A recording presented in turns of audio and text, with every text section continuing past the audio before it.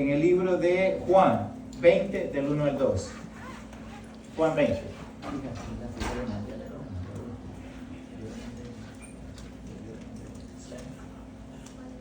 está. La segunda. La segunda.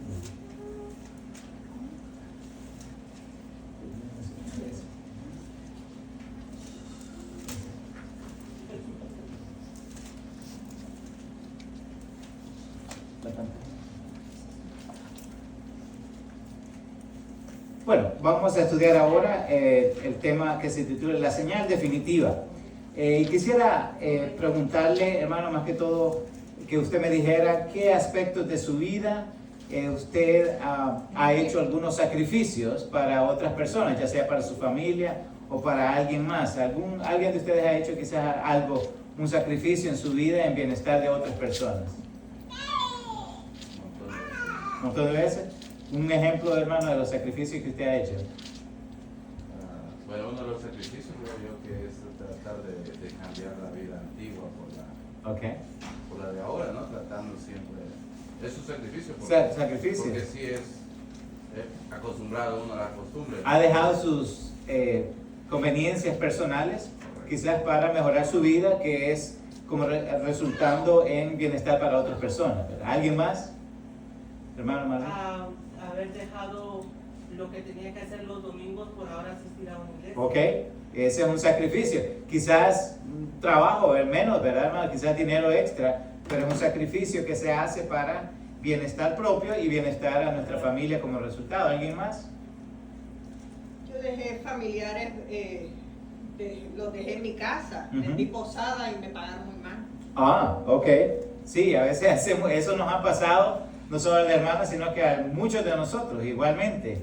A veces damos quizá alojamiento, ¿verdad? A seres queridos, incluso familia, y a veces no hemos quedado muy bien con ellos, ¿verdad? Y sí, en nuestra vida, hermano, muchas veces hacemos sacrificios en bienestar de otras personas. A veces quizá tenemos que, las madres, ¿verdad? Cuando están, ¿verdad? Están embarazadas, muchas veces tienen que dejar el trabajo, ¿verdad? Y no es porque ellas quieran, sino es porque eso requiere cuidado, es para el bienestar del bebé. A veces las madres, aunque tengan que dejar de comer ciertos alimentos, el doctor le dice, mire, esto va a afectar a su bebé, entonces lo hacen por bienestar del bebé, ¿verdad? Entonces, esos sacrificios, hermanos, nosotros como humanos tendemos a hacerlo. De hecho, dice la palabra de Dios que como padres, aún siendo pecadores, dice que muchas veces damos o hacemos cosas para el bienestar de nuestros hijos y hacemos ese sacrificio. Lo que vamos a ver ahora, hermano, es esa señal de amor que Dios mostró por nosotros, ese sacrificio que Él hizo en la cruz del Calvario por todos nosotros. Y para eso quisiera que alguien me leyera, por favor, el libro de Juan 20, del 1 al 2. Si lo tiene, por favor. ¿Alguien que lo quiera leer? Está aquí también en la pantalla. Hermana Cecilia. La palabra de Dios dice, el primer día de la semana, María Magdalena fue de mañana, siendo aún oscuro, al sepulcro, y vio quitada la piedra del sepulcro.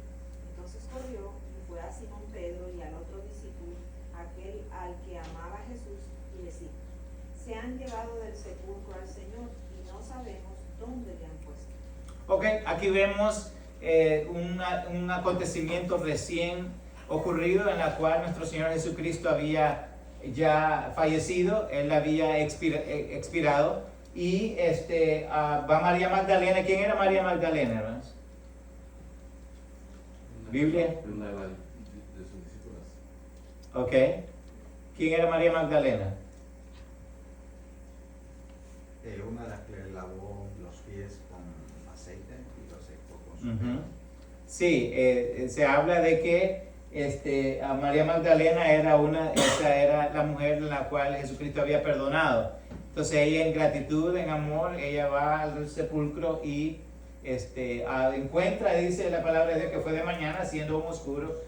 ¿Qué es la perspectiva que María Magdalena tiene acerca de ese que le perdonó?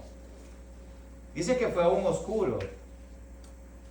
O sea, Jesucristo un día antes había muerto, hermano.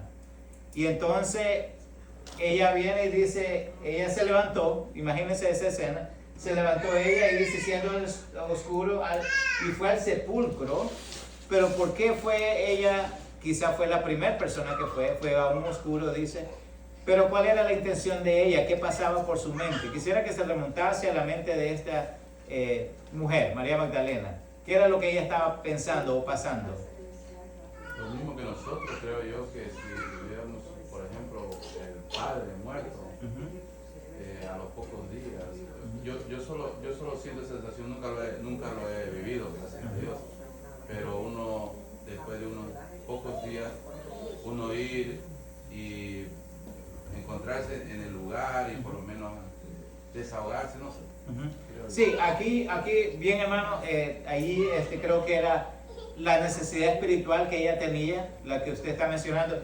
Pero yo veo algo quizás un poquito más, aparte que lo que el hermano dice, veo a una mujer que estaba tan agradecida con su Señor. Le dolió no solamente de que él había muerto, sino que estaba queriendo volver a verle aunque sea muerto. ¿Usted me entiende eso?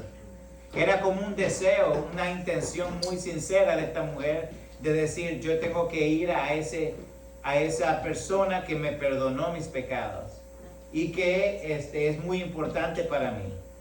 Se levantó de mañana. ¿Quién se levanta de mañana solamente por ir a un sepulcro? ¿Quién se levanta de mañana simplemente por ir a ver algo que no, es solamente si le interesa algo a usted? A veces nos levantamos temprano porque para ir a trabajar, pero ¿por qué? El trabajo, no nos queda de otra. Pero ella tenía opciones, ella pudo haberse quedado en su casa, pero decidió levantarse y hacer ese pequeño esfuerzo por ir a ver a su Señor, a quien le había perdonado. Entonces luego dice, siendo oscuro al sepulcro y vio quitada la piedra del sepulcro. Otra escena. ¿Qué fue lo que pasaba por la mente de ella si ya lo habían puesto ahí? Dice, entonces corrió y fue a Simón Pedro y al otro discípulo, aquel a que amaba a Jesús. ¿Quién era el que amaba a Jesús? No quiere decir, tenemos que entender el contexto a veces de la palabra de Dios, hermano, que cuando dice corrió y fue a Simón y al otro discípulo, aquel al que amaba a Jesús, no quiere decir que solo a él amaba. ¿Cuál es el contexto que podemos hacer de esto? Sí, el contexto no es que solo amaba a Juan, ¿verdad? Como algunas personas pueden sacar aquí una doctrina, una enseñanza negativa donde puede, bueno, ya ves que Jesús amaba más. No, él no hace excepción de personas.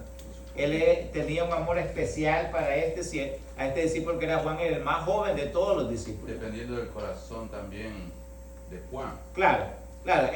Voy a poner un ejemplo. En el caso de Sofía, muchos los hermanos de ella piensan de que yo quiero más a Sofía porque tiendo a protegerla, ¿verdad? Pero es ese amor que Jesucristo tendría, porque la niña es indefensa.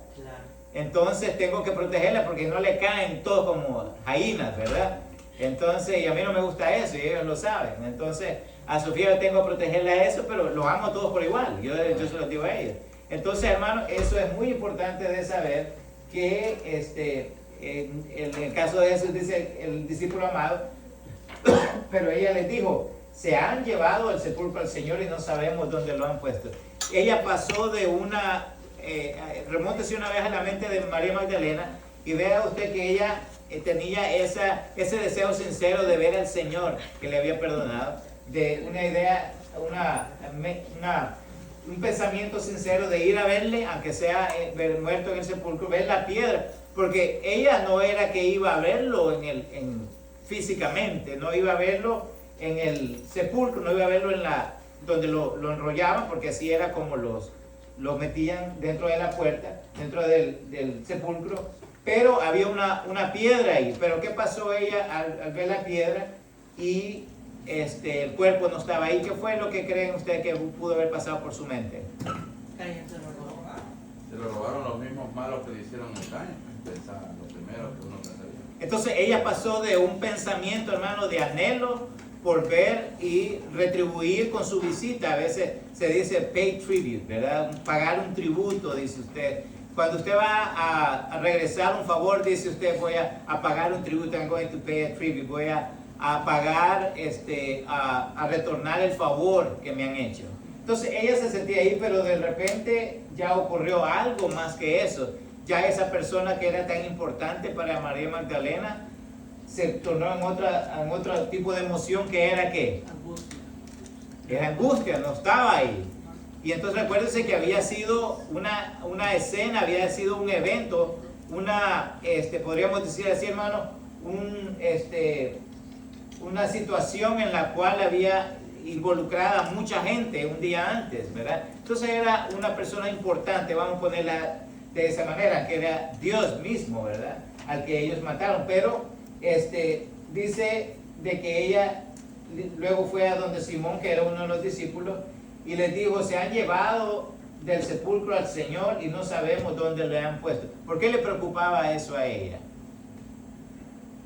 ¿Por qué le preocupaba? Ya era una situación emocional, ¿verdad? Y aquí está la pregunta, ¿cómo influye el temor en la percepción de la realidad? Ella esperaba ver algo, pero ahora tiene ella otra percepción de Jesús. ¿Qué pudo haber pensado ella? Pues ahí donde dice del sepulcro al Señor, como reconoció que Él era el Dios. Sí, claro, el Señor, ¿verdad? El Señor era el mismo vocablo que utilizamos para Dios, es nuestro amo. Entonces dice, y no sabemos dónde está. Ella pasa de quizás de un pensamiento, hermano, de alegría que iba a ver, por lo menos el sepulcro, iba a ver en el sepulcro al Señor, pero luego ve que no está. Entonces hay muchas cosas que pasan por la mente de ella. Y aquí está la pregunta, ¿cómo influye el temor en la percepción de la realidad de nosotros?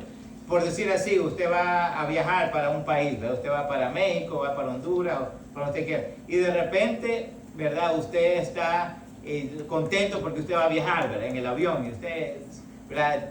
Media hora antes de que el avión despegue, pero le dicen, mire, fíjense que hay un problema, hay tormenta, entonces nos vamos a demorar, ¿verdad? Vamos a demorar y no se sabe cuánto. Entonces, usted pasó de la alegría a ¿qué?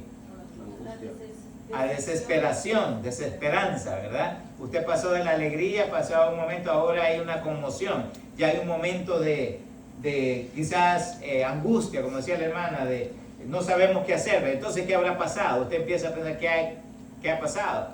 Y para ello ya vamos a continuar leyendo la segunda parte, que es Juan 20 del 11 al 16. ¿Quién me lee eso, por favor?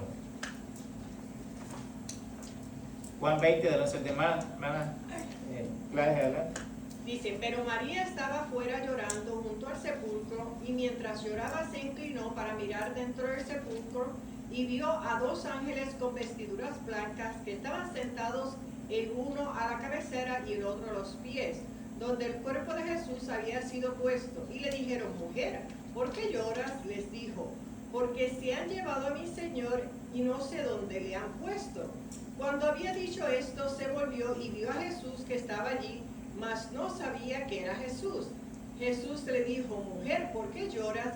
¿A quién buscas? Ella, pensando que era el hortanero, le dijo, Jesús, tú le has llevado, dime, ¿dónde lo has puesto? Y yo lo llevaré. Jesús le dijo, María. Volviéndose ella le dijo, Rabboni, ¿qué quiere decir maestro? Ok, ¿quién era María?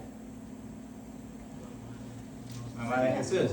Podemos ver algo muy interesante ahí, ¿verdad? Que María dice, estaba llorando junto al sepulcro, y mientras lloraba se inclinó para mirar dentro del sepulcro, ¿verdad? O sea, dentro, ya la piedra quitada, dice, y vio a dos ángeles con vestiduras blancas que estaban sentados, el uno a la cabecera y el otro a los pies, donde el cuerpo de Jesús había sido puesto, es decir, ya no estaba ahí. Tenemos que entender de que el cuerpo ya había sido movido. Dice, y el otro a los pies, y le dijeron, mujer, ¿por qué lloras? Y les dijo, porque se han llevado a mi Señor y no sé dónde le han puesto. Aquí me pueden decir hay un aspecto doctrinal aquí que debemos de entender. Si María hubiese sido la madre de Dios, ¿qué hubiese sabido ella? Que Él era. ¿Dónde está mi hijo? Ella hubiese sabido. Entonces, otro aspecto doctrinal que podemos entender, que ella no tenía ninguna divinidad, ¿verdad? Entonces ella no puede, ni podría, ni podrá salvar a nadie, ¿verdad? Entonces, conocer, porque, bueno, la Biblia dice que ella sabía que su hijo debía ser entregado por el pueblo, mas ella no sabe qué pasará en el futuro, como no supo dónde estaba el Señor. Entonces no es divinidad, como usted dice, para saber Entonces tenemos que entender, todos estos aspectos nos hablan doctrinalmente, hermano, y a veces todo eso hay que poner mucha atención, ¿verdad? Entonces le preguntaron y le dijeron, ¿por qué lloras? Les dijo, porque se han llevado a mi Señor y no sé dónde lo han puesto. Cuando había dicho esto, se volvió y vio a Jesús que estaba allí, mas no sabía que era Jesús. O sea, Jesús estaba ahí sentado, ¿verdad? Y luego dice, Jesús le dijo, mujer, ¿por qué lloras? ¿A quién buscas? Ella, pensando que era el hortelano, le dijo, Señor, si tú lo has llevado, dime dónde lo has puesto. O sea que mismo Jesús le estaba diciendo, ¿a quién buscas, verdad? Y yo lo llevaré. ¿Cuál era uno de los errores que vemos aquí de María? Ella estaba pensando incluso que ella lo iba a llevar al cuerpo. ¿Qué estamos entendiendo aquí de María también? Ella comete este error, ¿verdad? Dice, no, yo me lo puedo llevar. Se dio por vencida que estaba muerto. Sí, no solamente que estaba, ¿verdad? Que correcto, ella pensó, murió y ahí se acabó. Primer error. Segundo error. Sí, se supone que Cristo le había enseñado a los apóstoles que él debía resucitar. Correcto. María no sabía esto, ¿dónde estaba María? O no se le vino a la mente. Y como usted dice, en ese momento estaba confundida, desesperada, tal vez se le olvidó o no estuvo en el momento que Cristo dijo, yo volveré, resucitaré. Entonces, he ahí que cómo no supo María en eso que estaba pasando en el presente. ¿Por qué la gente le pide muchas cosas si ella no tiene una divinidad para saber lo presente, lo futuro? Claro, claro, y ahí se desprende sí, Miguel, bueno, Miguel. Pero aquí no habla de la misma María, dice No. María Magdalena, dice, Correcto. era la que se le apareció. Primero era la María Magdalena. No, Sigue hablando de sigue hablando de María Magdalena, no de la madre de Jesús. Sí, bueno, en realidad si habla de María, hay dos Marías, recuerden que sí hay dos Marías, ¿verdad? María Magdalena y era también la madre de Jesús. La primera María fue la que vio la tumba movida, ¿verdad? Sí. Entonces ya después de que María Magdalena fue con Pedro y Juan, estando ahí María también, ya María la madre, entonces fue cuando María corre y entonces ya le está hablando a María, mamá de Jesús, ¿verdad? No. Correcto. El mismo subtítulo Aquí dice, el subtítulo dice, Jesús se aparece a María Magdalena, o sea, le sigue apareciendo a María Magdalena, no a María, la madre de Jesús. Sí, bueno, lo que podemos entender es que indiscutiblemente, pero María también estaba ahí con el cuerpo, con ella. Pero podemos entender algo aquí también que dice, ¿a quién buscas? Ella, pensando que era el hortelano, le dijo, Señor, porque recuérdense que ella había ido donde Simón Pedro, entonces ya habían venido con ellos, ¿verdad? Entonces dice, dime dónde lo han puesto y yo lo llevaré. Jesús le dijo, María. Volviéndose ella le dijo, Raboni, que quiere decir maestro. Lo importante de entender de esto, hermano, es también de que aquí María, ya sea María Magdalena y María, y todos los discípulos, entendamos algo, todos ellos no entendían qué aspecto, qué era lo que ellos no entendían. No entendían que Jesucristo iba a resucitar, aunque lo había mencionado la palabra de Dios en muchas ocasiones en el Antiguo Testamento, ¿verdad? Entonces, ni María Magdalena ni María, ellos sabían qué era lo que estaba pasando con Jesús. De hecho, ustedes se acuerdan cuando Jesucristo se presentó a los discípulos. ¿Y quién fue el que le dijo, hasta no ver, no creer? ¿Quién fue? No. Tomás. Aún cuando Jesucristo se les presentó a ellos, ellos no creían, ¿verdad? No creían que era Jesús el que había muerto. Hermano, pero una pregunta, como estamos en una enseñanza, ¿verdad? Definitivamente necesitamos aclarar esa parte. Entonces prácticamente no era entonces María la mamá de Jesús, en lo que usted estaba diciendo que no lo reconoció como la mamá. ¿Puedo hacer una aclaración? Sí. Es bien sencillo, cuando la Biblia habla de María Madre, la Biblia habla y dice María. Cuando la Biblia se refiere a María Magdalena, la Biblia dice María Magdalena. Por eso se hace la distinción. No, por eso ahorita viendo lo que leyó el pastor y hizo la aclaración, estábamos ya, bueno, yo también, metido que era la madre de Jesús, donde cuál fue su error como madre, entonces prácticamente no era María. Lo tenemos, porque es una enseñanza y necesitamos aclararlo, ¿verdad? Sí, pero a veces, hermano, el contexto de las palabras sí tienen un significado. Por ejemplo, cuando dice María, hace una referencia de, porque la Biblia hace muy bien clara la diferencia en lo que era María Magdalena. De hecho, el apellido de María era Magdalena, ¿sí o no? ¿El apellido de ella cuál era? No tenía apellido entonces. ¿Por qué se decía Magdalena?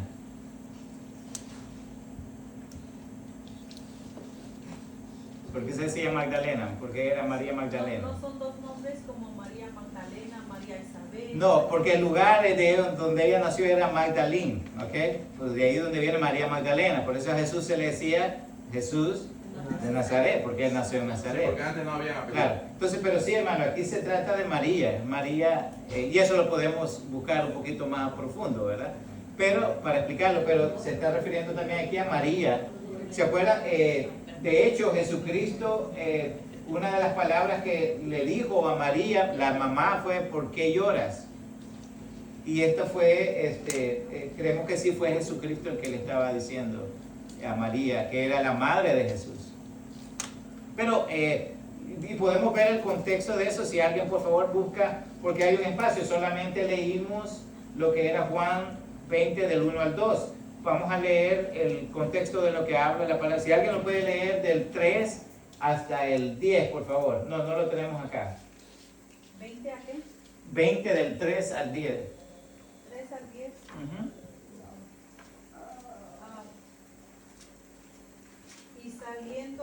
Y salieron Pedro y el otro discípulo y fueron al sepulcro. Corrían los dos juntos, pero el otro discípulo corría más aprisa que Pedro y llegó primero al sepulcro y bajándose a mirar vio los lienzos puestos ahí, pero no entró. Luego llegó Simón Pedro tras él y entró en el sepulcro y vio los lienzos puestos allí y el sudario que había estado sobre la cabeza de Jesús, no puesto con los lienzos, sino enrollado en lugar aparte. Entonces entró también el otro discípulo que había venido primero al sepulcro y vio y creyó, porque aún no había entendido la escritura, que era necesario que él resucitase de los muertos. Y volvieron los discípulos a los suyos.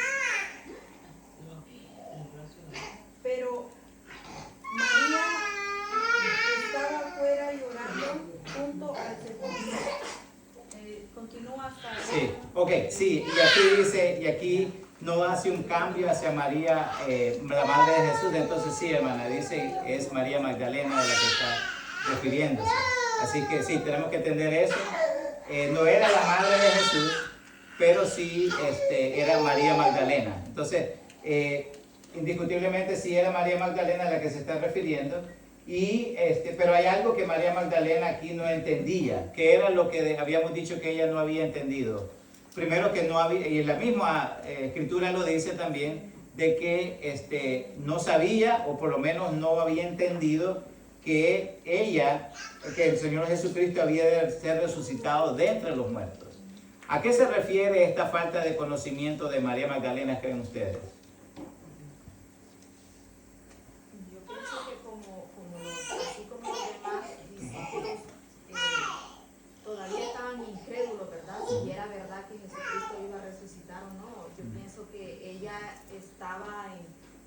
sabía que Dios había dicho que iba a resucitar el tercer día, pero probablemente en la mente de ella estaba si sería cierto o no sería cierto, ¿verdad? Pero yo pienso que dentro de su corazón le daba una esperanza de que sí, Dios había resucitado. Sí, tenía una, por lo menos, una lejana, ¿verdad?, idea o consolación de que quizás podría estar así. Entonces, Dice, porque se han llevado a mi Señor y no sé, véase cómo se refiere él a Jesucristo, se han llevado a mi Señor. No decía solamente al Señor, sino que ella reconoció que era el Señor de su vida. Y es lo que nosotros debemos de entender para nosotros, hermano. ¿Dios es Señor o es Señor de su vida? Y esta pregunta creo que vino a colación el día de la vigilia.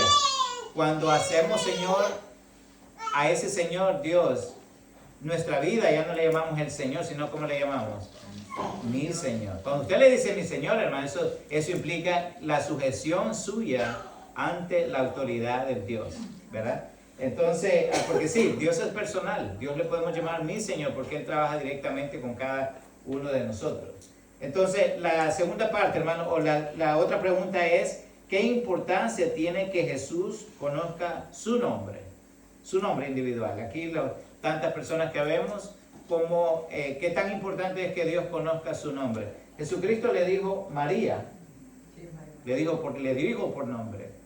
Eso mismo puede decir Camila, puede decir Edwin, puede decir, ¿por qué es importante que Jesucristo conozca nuestro nombre? Obviamente Él lo conoce, pero ¿por qué es importante que Él le conozca a usted? Cercanamente. Ok, cercanamente. ¿Qué más? ¿Por qué es importante eso? Que Jesucristo conozca su nombre. No porque sea bonito su nombre, sino porque Que ya lo hemos reconocido como nuestro Salvador, porque muchas personas, es como decir, una persona puede tener muchos amigos o conocidos, pero siempre hay unos amigos íntimos que conocen de su vida, de su familia, donde trabaja. Entonces es así como una relación con Cristo. Nosotros le conocemos a Él a través de las Escrituras y Él nos conoce porque lo clamamos como nuestro Dios, nuestro Padre, nuestro Salvador.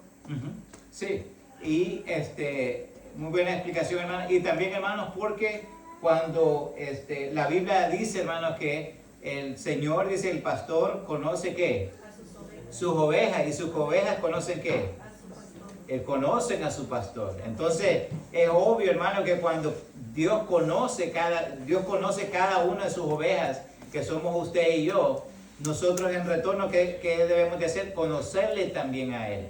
Fíjese que yo en una ocasión una escena, vi un video donde había un rebaño, ¿verdad? Había un campo muy grande, habían las ovejas. Y había este señor que era, ¿cómo le llamamos? Era pastor de ovejas, ¿verdad? En el aspecto literal, no era que era pastor de iglesia, era pastor de ovejas. Entonces van unos turistas, ¿verdad? Y entonces el pastor le preguntan al pastor, ¿cómo puedo hacer para que las ovejas vengan a usted? ¿Cómo puedo hacer? Le dice, para que las ovejas estaban lejos, hermano. Y entonces le preguntan al pastor, ¿cómo puedo hacer para que esas ovejas vengan? Y el pastor le dice solamente algo así, les hizo como un silbido que hicieran. Y la señora le empezó a hacer el silbido y nada. Le empieza de nuevo, ¿verdad? Y le dice, y prueba otro también y nada. Pero cuando el pastor hace el silbido, ¿qué cree que pasó? Vinieron todas las ovejas. ¿Qué implica eso? Que Dios nos conoce a nosotros. Y si somos hijos de Dios, hermano, vamos a escuchar su voz atentamente. Mire el mensaje de que nos da de estas ovejas. Porque las ovejas conocen a su pastor. No se van por cualquier cosa. ¿Cuál es en qué se conoce? ¿Cuál es la característica de las ovejas? No, características, no. Son mansos. Las ovejas son mansas, hermano. Y por eso es que la Biblia habla del devorador, ¿verdad? Habla de los lobos que se comen a las ovejas. Pero muy característico que es que las ovejas son muy mansas, hermano, no se van con cualquiera. ¿Ok? Se van con su dueño. Entonces, si Dios es nuestro dueño, hermano, le pertenecemos a Él. Y la Biblia dice que el que a mí viene, yo no lo echo fuera. Los que están en mi mano, que dice, nadie los podrá arrebatar de ahí. Entonces, ¿qué importancia tiene que Dios conozca nuestro nombre, hermano? Es porque la Biblia dice, y voy a refutar una idea que se conoce mucho en muchas iglesias. Mucha gente que va a las iglesias cree que todos somos hijos de Dios. Eso no lo dice la palabra de Dios. Eso lo probamos en el libro de Juan 1:12, donde dice, a los suyos vino y los suyos no le recibieron. Mas a todos los que le recibieron, fíjense, recibirle primeramente, a los que creyeron en su nombre, les dio la potestad de ser llamados hijos de Dios, de ser hechos hijos de Dios. ¿Qué implica eso? Todos somos ¿qué? Cuando no conocemos a Cristo, ¿qué somos? Creación. Pero solamente cuando le recibimos y cuando creemos en Él es que nos hacemos hijos de Dios. Entonces, si alguien le dice, ayer por ejemplo escuché a alguien decir, todos somos hijos de Dios. No, no es así. Todos somos creación de Dios, pero no es hasta que nosotros le recibimos y le creemos en nuestro corazón es que pasamos a ser hijos suyos. Ok, entonces, por eso es muy importante que Dios conozca nuestro nombre. Tercer aspecto, lo tenemos en Juan del 20, del 17 al 18. ¿Quién lo puede leer, por favor?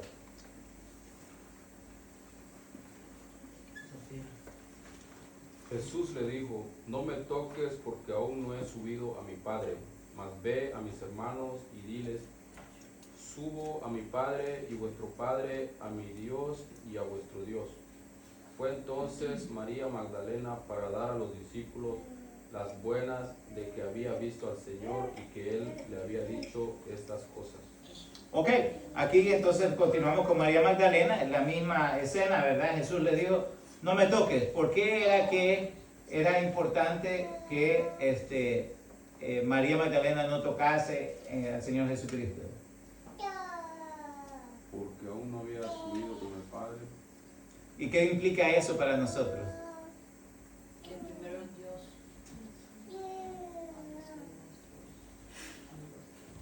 Dios. La palabra de Dios dice, hermanos, que el hombre no puede ni ver ni tocar a Dios. ¿Por qué? Sí, porque ahí nos habla, hermano, porque aún no había subido al Padre, es decir, fíjense bien, el contenido, o sea, el propósito de su muerte aún no había sido consumado totalmente, porque Él tenía que haber subido al Padre y dejar en nosotros ¿qué? El Consolador, que era el Espíritu Santo. Pero dice, mas ve a mis hermanos y diles, subo a mi Padre y a vuestro Padre, a mi Dios y a vuestro Dios. Fue entonces María Magdalena para dar a los discípulos las buenas nuevas de que había visto al Señor, que Él había dicho estas cosas. ¿Cómo fue que en ese aspecto, ya vemos aquí que María Magdalena empezó a entender cómo era la situación, cómo eran las cosas, ¿verdad? Entonces, pregunta número 1, hermano, ¿cómo identifica usted o describe la presencia continua de Jesús? Con una relación cercana. ¿Ok? ¿Cómo identifica o describe usted la presencia continua de Jesús? ¿Ok? Vemos aquí que Jesucristo ya se estaba presentando, ¿verdad?, en diferentes ocasiones a sus discípulos. ¿Cuál era la razón por la que Él lo hacía? ¿Cuál era la razón por la que Él lo hacía?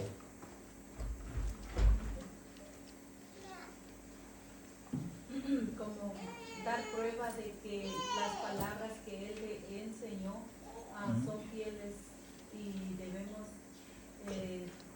tener esa esperanza que Él cumple lo que dice. Sí, ya se estaba presentando porque ¿cuál fue el primer pensamiento o primera, vamos a decir así, percepción acerca del cuerpo de Jesucristo si lo habían puesto ahí un día antes? ¿Cuál era lo que la gente empezó a creer? Que terminó todo. No, sí que terminó todo, ¿qué más? Si en realidad murió y lo pusieron ahí, ¿qué fue lo que la gente empezó a creer? Que Él no era lo que Él decía que era Dios, que era poderoso. Claro. Y hay muchas teorías acerca de la desaparición del cuerpo de Jesús. ¿Cuál es una de ellas? Que lo habían robado ellos mismos. Que lo habían robado, que los romanos lo pudieron haber extraído de ahí. ¿Por qué?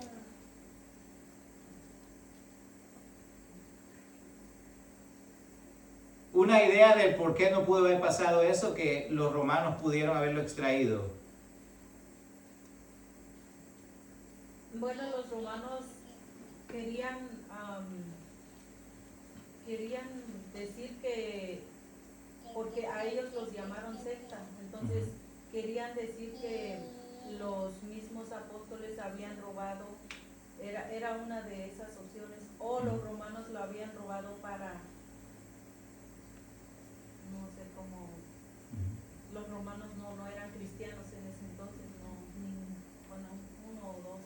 Sí, recordemos que a los judíos no les convenía que los romanos lo extrayeran, hermanos, sencillamente porque los romanos simplemente estaban haciendo lo que los judíos querían. ¿Qué era lo que los judíos? No era todo el pueblo judío, recordemos quiénes eran. Era el concilio de los Sanedrín, así se llama el concilio de los que eran gobernadores, los que eran los líderes, ¿verdad?, de las sinagogas, los principales, que era lo que querían muerto a nuestro Señor Jesucristo, porque lo acusaron de blasfemia. Pero los romanos no les convenía eso, porque entonces ellos no tenían nada que ver. Ellos podían simplemente, como lo hizo Pilato, lavarse las manos y decir, bueno, ustedes lo querían muerto, ahí lo tienen. Entonces no le ayudaba a ellos en realidad nada sustraer el cuerpo. No les ayudaba tampoco a los mismos judíos. ¿Por qué no les convenía a los mismos judíos decir se lo robaron? Porque la misma gente iba a creer lo mismo, iba a creer que verdaderamente o resucitó como él había dicho y era prueba de que era Dios, o que sencillamente habían matado a alguien que era el verdadero Dios. ¿Entiendes? Entonces realmente esa teoría de que lo robaron de alguna u otra forma ha sido descartada, ¿verdad? Y la otra pregunta es, hermano, ¿cómo podemos nosotros ministrar esta presencia a otras personas? Si la presencia de Jesucristo ante los discípulos, y también quiero agregar algo ahí, hermano,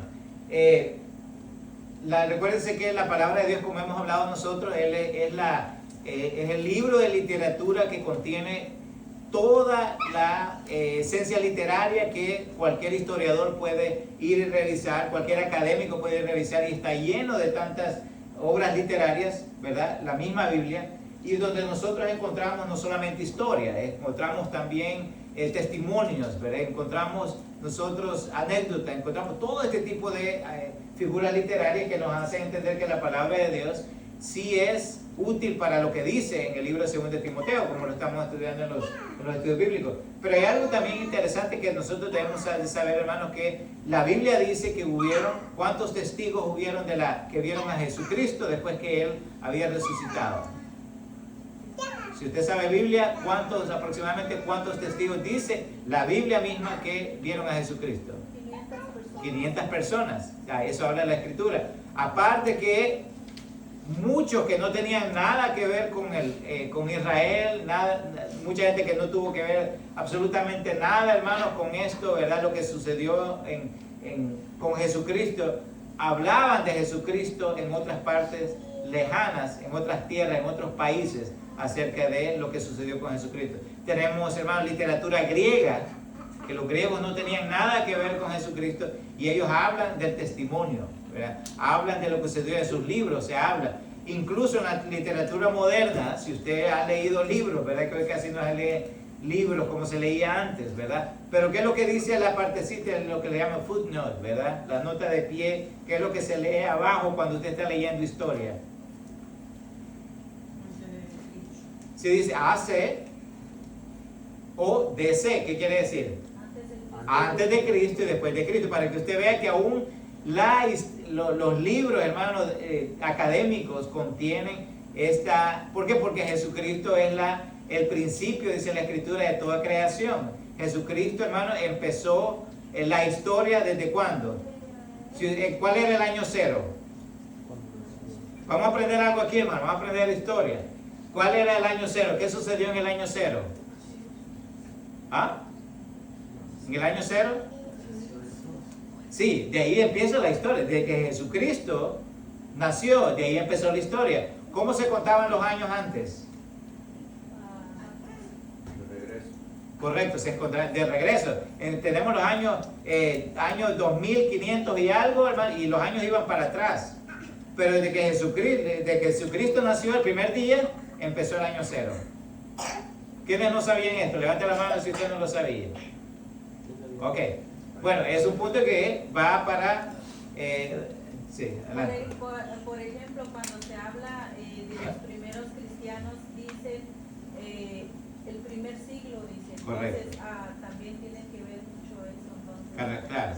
De hecho, hablamos en el estudio bíblico, tal vez se acuerda que hemos hablado cuando empezó la Iglesia Católica, por ejemplo, dice que fueron los primeros que, ¿verdad? Que el Papa de Pablo, de Pedro, ¿verdad? Pero no, la Iglesia misma, la Iglesia Católica fue, hermano, instituida para el año 325, donde estuvo como gobernador Constantino, ¿verdad? Entonces, adelante. Por ejemplo, si vamos a decir que Pedro fue el primer papa y supongamos que sí fue, pero fue en Antioquía, porque Antioquía fue donde primero fue a él, entonces estuvo más tiempo allá. Y no es que no hubo cristianos en Roma, porque el apóstol Pablo dice que quería ir el apóstol Pablo a ver los primeros cristianos allá, pero cuando se escriben cartas a los romanos, no se dice al Papa de Roma, a Pedro a Roma, no hay escritos así. Entonces los ortodoxos dicen que ellos son los que tienen el primer Papa, y ellos dicen que los fundó Andrés, el hermano de Pedro. Entonces cuando uno conoce historia, dice uno, no, Roma no fue la primera iglesia, no tuvo el primer Papa, y si vemos las historias de los otros papas, es como una jerarquía, no es como una sucesión como ellos dicen. Correcto, y aparte de que Pedro, hermano, no pudo haber sido papa por muchas razones. ¿Cuál es una de las más notorias? La traicionó. ¿Ah? No, después que Pedro, hermano, aceptó, fue lleno del Espíritu Santo, Pedro no volvió a ser igual, ¿verdad? Ya no era traicionero. Pero Pedro era casado, ¿sí o no? Así lo nieguen ellos, ¿verdad? Pero Pedro era casado, tenía suegra, dice la Biblia. ¿Y qué asume usted? ¿Sabe algo muy chistoso que dicen las personas de la fe de esta iglesia católica, hermano? Que él sí tuvo suegra, pero que no era casado. ¿Cómo usted me explica eso? Sí, es lo que dice Rafael. ¿Luis? Sí, dicen que tuvo suegra, pero no dice que era casado. Era solo por el... O sea que conoció primero a la suegra y después a la novia. Eso es lo que dan ellos a entender. Pero lo importante, hermano, es que nosotros sepamos de dónde es que proviene ¿qué le puedo decir? Este evento maravilloso donde fue nuestro Salvador quien nació, ¿verdad? Ya para terminar, hermano, ¿cómo podemos ministrar esta presencia de Dios a otras personas? Cristo, tenemos una relación personal con Él. Recuérdense, por mucho que yo sea ¿verdad? Expositor de la palabra de Dios, eso no quiere decir que mis hijos vienen en la cola por eso. ¿Por qué van a ser salvos ellos? Por su propia decisión. Correcto, su propia decisión. Y cada uno de nosotros va a hacer o tiene que hacer en un momento o ya hizo una decisión personal. ¿Qué es lo que necesita? Primeramente recibir a Cristo como su único suficiente Salvador personal, y luego creer. ¿Qué es lo que implica creer, hermano? Que usted cambia esa creencia que teníamos antes, una persona perdida, sin fe y sin esperanza, y que ahora Cristo, creemos que Él murió por nosotros, por nuestros pecados, que nos amó tanto y que murió por dar ese sacrificio por nosotros. Entonces, ya para terminar, hermanos, hay tres aspectos que debemos de entender acá. Escuche bien, hermano. A lo largo de los siglos, las personas han presentado muchas explicaciones, escuche, diferentes sobre la tumba vacía de Jesús. Escuche bien, tumba vacía. No fue cuando Él se murió, sino que la tumba vacía. ¿Cómo respondería si un amigo hiciera una de las siguientes preguntas? Una de las siguientes afirmaciones. ¿Cómo respondería usted? ¿Cuál sería la correcta? No sé si la tenemos acá. Pero, número uno, los discípulos enseñaban que Jesús vive en nuestros corazones, pero con el tiempo esa idea de una resurrección simbólica se convirtió en una creencia, en una resurrección literal. Número uno. Número dos, algunos de los discípulos debieron haber tomado el cuerpo de Jesús durante la noche, escondieron su cadáver y luego lo afirmaron que había resucitado. Número tres, Jesús debió haberse desmayado o perdido el conocimiento hasta que fue colocado en la tumba, luego despertó y salió caminando. ¿Cuál de todas esas ustedes tomarían como verdad? ¿Mm? Porque todas tienen respuesta. Ok, los discípulos enseñaban que Jesús vive en nuestros corazones, pero con el tiempo esa idea de resurrección simbólica se convirtió en una creencia, en una resurrección literal. Esa es la- Sí, las otras teorías, hermano, carecen de validez porque la misma historia lo refuta. Así que esperamos que eso sea lo que nosotros aprendamos, que Jesucristo murió, resucitó por nosotros, que Él está sentado a la diestra, que Él tiene una relación personal con nosotros y que Él quiere que nosotros un día podamos estar con Él en la eternidad. Póngase de pie, por favor, vamos a orar. No se olvide que tenemos refrigerio ahorita unos 15 minutos y posteriormente empezamos con nuestro culto de adoración. Vamos a orar. Dios amado, le damos las gracias infinitas por su misericordia, Señor, por cada una de nuestras peticiones, Señor, que ha sido de auxilio, Señor, que ha sido, Señor, de necesidad, Señor, de ese Dios que no lo vemos, Señor, en nuestras vidas. Señor, estábamos muertos en delitos y pecados, como dice su palabra, Señor, pero usted nos iluminó, Señor, para que nosotros pudiésemos quitar esa ceguera espiritual que antes teníamos. Ahora, Señor, podemos ver, Señor, las bendiciones que usted hace en nuestras vidas y, Señor, podemos saber que esta resurrección fue una historia, Señor, fue factual, fue una verdad absoluta, Señor, con la cual nosotros podemos creer, Señor, y saber con todo nuestro corazón. Por favor, Señor, ayúdenos a entender, Señor, para que nosotros podamos enseñar a otras personas, Señor, esta verdad absoluta, Señor, que aunque algunos científicos puedan y quieran, Señor, refutarla, Señor, la misma historia relata que ha sido veraz. Le damos las gracias por todo lo que ha hecho, lo que hace y lo que da con nuestras vidas. Utilícenos para su gloria y su honra, Señor.